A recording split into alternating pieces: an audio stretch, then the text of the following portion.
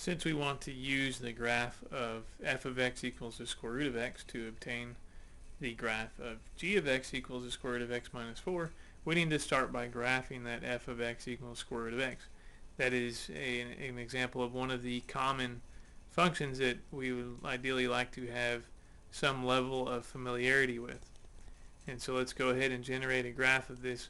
Now for most of the common functions, we can generate a decent graph by using negative 2, negative 1, 0, 1, and 2 for x. But here those numbers aren't going to work. If I try to plug a negative 2 in for x, I'd get an imaginary number. So the square root of a negative is imaginary.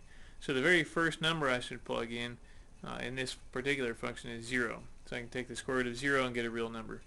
And that is actually an endpoint on the graph of the function. So one of the important features of a square root function is that it has an endpoint. And so it's important to identify where that is. And so then we can go ahead and plug a 1 in. The square root of 1 works out nicely. Then again, if I plug something like a 2 in there, I'm going to get the square root of 2, which I could approximate in my calculator, but it doesn't work out nicely as far as being able to graph it. So the next convenient number to plug in for x would be 4, since the square root of 4 would come out nicely. And then let's go ahead and do one more, and that would be 9. So the square root of 0 is 0. Square root of 1 is 1, square root of 4 is 2, and square root of 9 is 3. So let's go ahead and plot these points, keeping in mind that 0, 0 is an endpoint of the graph. And so we see this curve. It's essentially the top half of a sideways U shape or sideways parabola.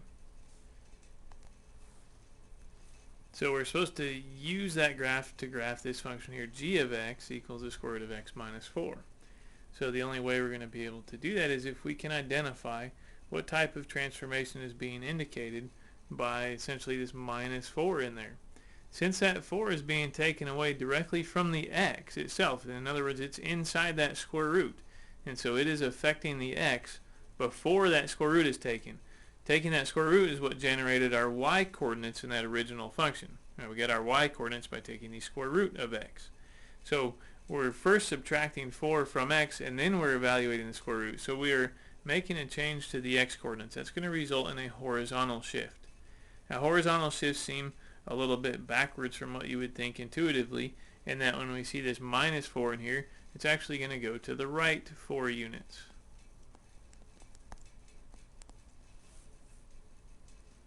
Okay, so to generate our graph of g, we're just going to take the points we got and go to the right 4. So I'll start with my endpoint here, and I'm going to go to the right 4 spaces.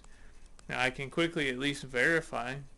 This doesn't necessarily explain exactly why we move to the right when we're subtracting, but I can verify that if I plug a 4 in for x into my g of x function, I'd have the square root of 4 minus 4. 4 minus 4 is 0, and the square root of 0 is 0. So when I plug a 4 in for x, I should get a y coordinate of 0. And that happens only if I move that endpoint to the right 4 spaces, not to the left. Let's go ahead and continue to move our points to the right 4. So 1, 2, 3, 4. And 1, 2, 3, 4. Moving that last point over there 4 spaces to the right would go off of this chart here. So I can at least take these 3 and generate a decent graph of the function g of x. So again, one thing we want to keep in mind is that these square root functions, they have endpoints, and otherwise they all look fairly similar to this, that they're a curve that's essentially the top half of a sideways U shape.